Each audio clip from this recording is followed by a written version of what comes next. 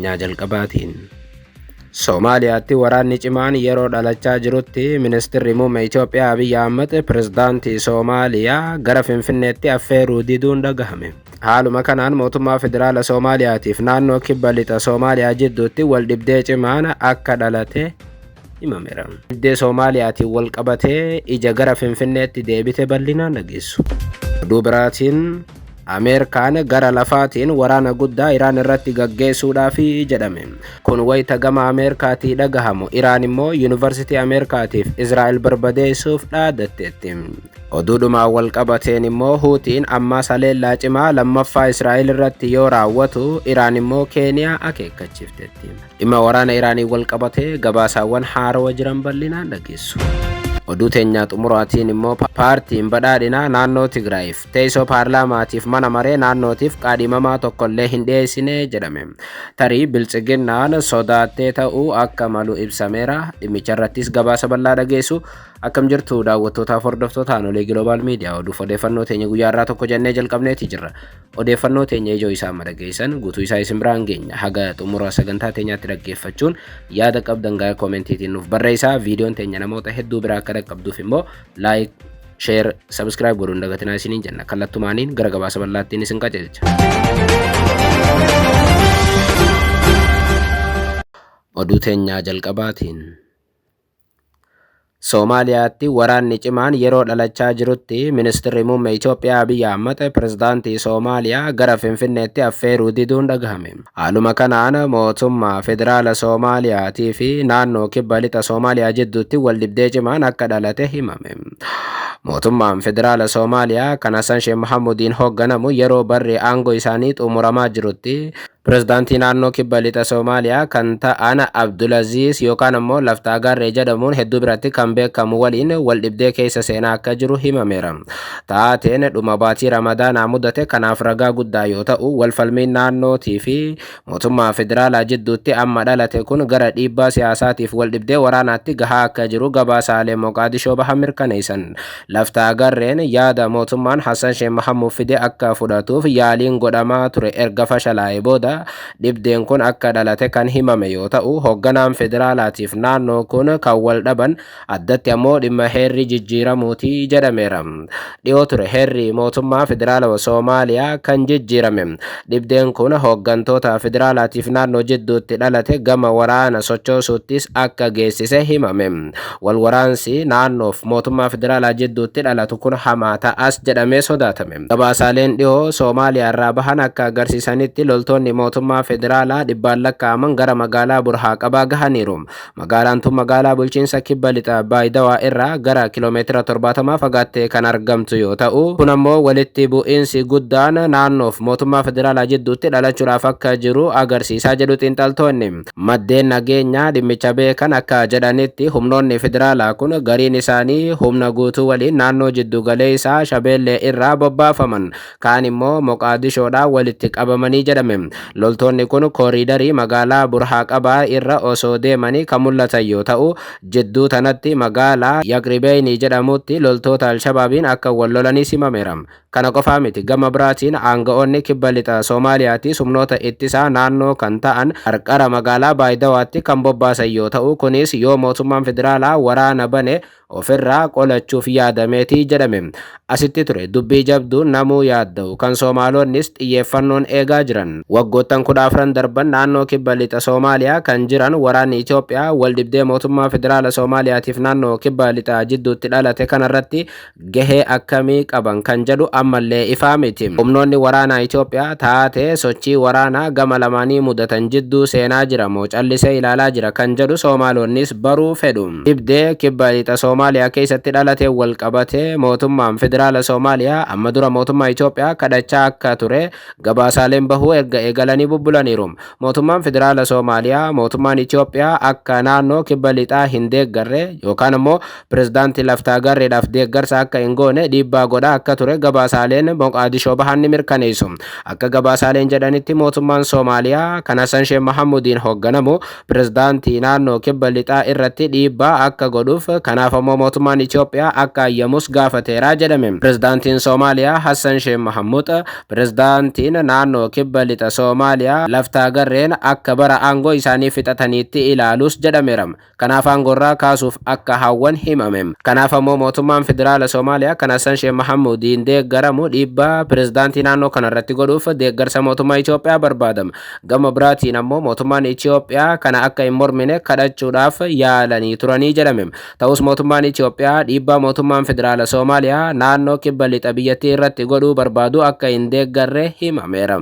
Yookaan ammoo dhimma kanaan wal qabatee mootummaan Itoophiyaa mootummaa Soomaaliyaa jala akka callise ibsameera. Dhimma kanaaf immoo pirezidaantiin Soomaaliyaa Hassan Sheikh Mahamud Itoophiyaatti imalanii dhiibbaa godhuudhaaf yaalanillee akka hin milkoofne gabaasni Gaarawee Onlaayinii mirkaneessa. Muddama Moqaadishoof Baayidawaa jidduutti dhalate kanarratti ministeerri muummee Abiy Ahmed callisuun, addatti ammoo taatee kanaan wal qabatee waamicha ofiisaa Hassan Sheikh Mahamudiif Abiy gochuu diduun isaanii dhimma kibba lixaa walxaxaa taasiseera jedhame.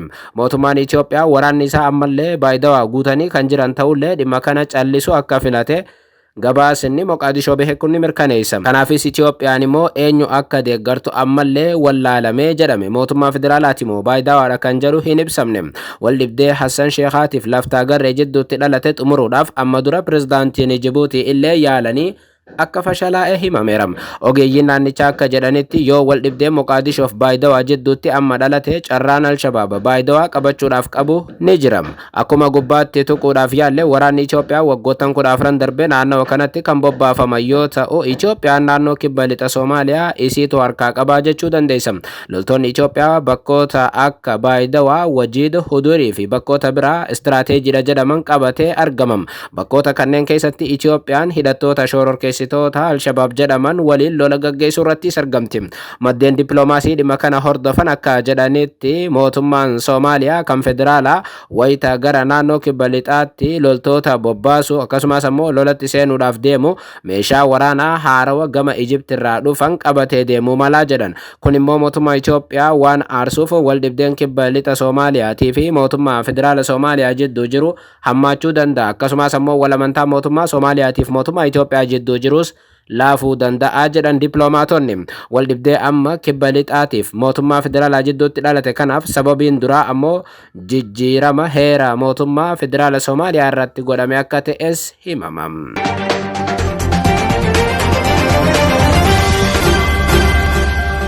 Oduu biraatiin Ameerikaan gara lafaatiin waraana guddaa Iraan irratti gaggeessuudhaaf jedhame. Kun wayita gama Ameerikaatii dhagahamu Iraan immoo Yuunivarsiitii Ameerikaatiif Israa'el barbadeessuuf dhaadatteetti. Oduudhumaan wal qabateen immoo Huutiin ammallee haleellaa cimaa lammaffaa Israa'el irratti yoo raawwatu, Iraan immoo Keeniyaa akeekkachiifteetti. Wal waraansi jiddu galee isaa yeroo itti fufeef guyyaa 30 guututti ammallee dhibdeen kun isa duraanii caalaa hammaachaa jira jedhame. Gabaasaaleen irra bahan immoo Ameerikaan Iraan keessatti waraana lafaa irratti hojjechuudhaaf qophaa'aa akka jirtu himameera. Peentaagoon Iraan keessatti hojii lafaa torban hedduudhaaf turu yookaan waraana lafaa torban hedduudhaaf turuuf qophaa'aa akka jiru gaazexaan guddicha Ameerikaa Washington Post qondaaltota Ameerikaa wabeeffachuun gabaaseera. Waraana kana injifachuudhaaf kan rakkatan pirezidaanti Doonaald Tiraamp karoora Peentaagoon loltoota bobbaasuudhaaf baasee raggaasisuuf dhiisuu isaanii ifaa miti jechuun gaazexaan Washington Post qondaaltota Ameerikaa wabeeffachuun gabaase. Haa ta'u malee karoorri kun weerara guutuu osoo hin taane humnoota addaatiif loltoota miilaa idileetiin kan raawwatamu akka ta'e eerame. Yeroo ammaa kana dooniiwwan humna galaanaa 4,000 ol gara galoo galaanaatti kan imalan yoo ta'u, loltoonni qilleensarraa dabalataan of eeggannoo irratti argamuu jedhame. Humnoota biroo bobbaasuufis mariin gaggeeffamaa akka jiru Washington Post gabaasa har'a ganama baasee mirkaneesseera. Iraan gama isiitiin Ameerikaan loltoota gara lafaatiin erginaan nuuf tolteetti jechuun ibsaa jirti. Kanaafis ammoo loltoota miliyoona 1 Ameerikaadhaaf Iraan qopheessiteetti. Kun kanaan osoo jiru Ameerikaan erga lolli kun eegalee qilleensarraan haleellaawwan 11,000 lakka raawwattee ibsiteetti. Ajajni jiddugalee isaa Ameerikaa Seentikoom Iraan irratti duula ji'a tokkoof ture kan Epic Fury jedhamu moggaafameen galmoota Iraan 11,000 ol akka rukutee beeksiseera. Ji'a dabre keessa haleellaawwan qilleensarraa 11,000 ol Iraan irratti raawwatamuuf dooniiwwan waraanaa Iraan 150 ol akka barbadaa'an hima. CENTCOM ji'a kana guutummaatti Ameerikaa fi Israa'el Iraan irratti duulaa kan turan yoo ta'u, Iraan ammoo Israa'eliif michoota Ameerikaa baha jiddu galeessaa hedduu isaanii haleelaa turteetti yookaan haaloo irraa bahaa turteetti. Oduudhumaan wal qabateen Iraan yuunivarsiitiiwwan Israa'eliif Ameerikaa irratti xiyyeeffachuun haleellaa cimaa gaggeessuufi jedhame. Haleellaa yuunivarsiitii saayinsiif teeknooloojii magaalaa guddoo Teheraan irratti raawwatame hordofuun humni eegdota warraaqsa Islaamaa Iraan yuunivarsiitiiwwan Israa'elii fi Ameerikaa baha jiddu galeessaa keessatti argaman irratti xiyyeeffachuuf doorsisaniiru. Haleellaa yuunivarsiitiiwwan Iraan irratti raawwatameef haaloo ba'uudhaaf yuunivarsiitiiwwan biyyoota lamaanii xiyyeeffannoo ta'uu akka malan waraanni Iraan akeekkachiiseera. IRGC'n hojjettoonni, barattoonni fi jiraattonni yuunivarsiitiiwwan baha jiddu galeessaa nageenya ofii isaaniitiif jecha yuunivarsiitii irraa kiiloomeetira 1 akka fagaatan gorseera. Akkasumas ammoo Ameerikaan dhaabbilee ishee naannicha keessa jiran irraa haaloo akka hin baanne yoo barbaadde haleellaa yuunivarsiitiiwwan Iraan irratti raawwattu hanga kibxata sa'aatii walakkaatti akka dhaabdu ni gaafannaa jedha eegdonni warraaqsa Islaamaa Iraan. Kana ta'uu baannaan yookaan Ameerikaan haleellaawwan yuunivarsiitii Iraan irratti raawwattu hin dhaabdu taana nuti ammoo irra caalaatti Ameerikaa gatii kaffalchiifnaa jedha waraanni Iraan. Oduudhuma wal fakkaatuun ammoo Huutiin Yaman irraa misaa'ila lammaffaa Israa'elitti dhukaasuu beeksise. Gareen hidhata Yaman Huutiin bakkeewwan kibba Israa'elitti argamanitti yeroo lammaffaatiif misaa'ila dhukaasuu mirkaneesseera. Dubbi himaan Huutii Yahyaa Saaree akka beeksisanitti gareen kun bakkeewwan waraanaa Israa'el baay'ee irratti kiruuz misaa'ilii fi dirooniiwwan fayyadamuun haleellaa raawwateera. Dubbi himaan garee kanaa haleellaawwan kun gaggeeffamu fuula teelegiraamii isaan irratti beeksisuudhaan dura miidiyaaleen Ameerikaatii fi Israa'el Huutiin si'a lammaffaatiif haleellaa gaggeessuu gabaasanii turan. Waraanni Iraan irratti gaggeeffamu erga jalqabee ji'a tokko booda yeroo jalqabaatiif Huutiin Israa'el irratti haleellaa kan raawwate kaleessa ganama ture. Oduudhumaan wal qabateen Iraan Keeniyaan odeeffannoo sobaa Ameerikaa fi Israa'eliin akka hin burjaajoofne akeekkachiifte. Haaluma kanaan imbaasiin Iraan Keeniyaa Naayiroobiitti argamu maxxansi oduu sobaatiif odeeffannooleen dogoggoraa waa'ee cufamuu ulaa Hormuuzii fi dhiibbaa inni gatii jireenyaa biyyoota akka Keeniyaa irratti qabu jedhu hojii piroopoogaandaa Ameerikaatiif mootummaa Israa'elii jedheera. Kaayyoon isaatis yaada uummata Keeniyaa burjaajeessuudha jedha imbaasiin Iraan Naayiroobiitti argamu. Imbaasichi qaamoleen Keeniyaa yookaan ummanni Keeniyaa odeeffannoo dogoggoraa kana akka hin fudhanne gaafate. Sababiin isaatis odeeffannoon sun gabaaf fayyadamtoota sodaachisuu waan danda'uuf ummanni irraa of eeggachuu qabaa jedha imbaasichi. Imbaasiin Iraan kun akka ibsetti karaan Hormuuz hin cufamne. Dooniiwwan seera kabajan kanneen biyyoota walabaa ta'an dabalatee haalduree murtaa'e keessatti nagaan darbuu danda'u jedha imbaasichi. Akkasumas ammoo odeeffannooleen sobaa kun biyyoota akka Keeniyaa keessatti gatiin boba'aatiif meeshaalee biroo dabalaa jiru waliin wal qabsiifamee sodaa uumaa akka jiru hubanneerra kan jedhu imbaasichi. Biyyoota akka Keeniyaa walaba ta'aniif immoo ulaan Hormuuz abadan hin cufamuu jedha imbaasichi.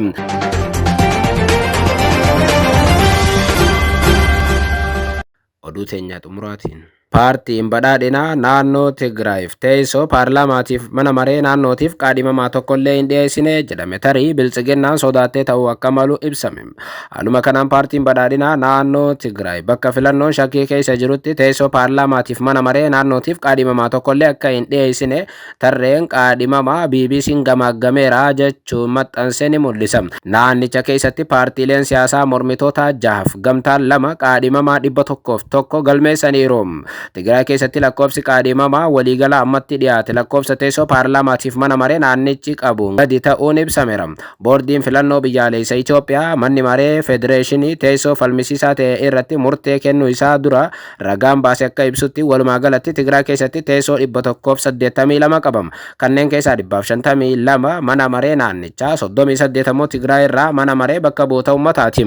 Boordiin filannoo ibsa gara ji'a tokko dura jechuun gurraandhala 2018 akka lakkoofsa Itoophiyaatti baaseen naannolee filannoo 5 mootummaa Tigraayiif Amaaraa jidduutti waldhibdeen uumamanitti naannoo Tigraayin ala ta'anii filannoon akka keessatti gaggeeffamu murteessuu isaa beeksiseera. Naannoleen filannoo manni maree federeeshinii kallattiidhaan mana maree bakka bu'oota uummataatiif sagaleen isaanii akka galu kan ajaje Humaraa, Adiraamit, Koram, Oflaa akkasumas ammoo Tsallamtiif Raayyaadha.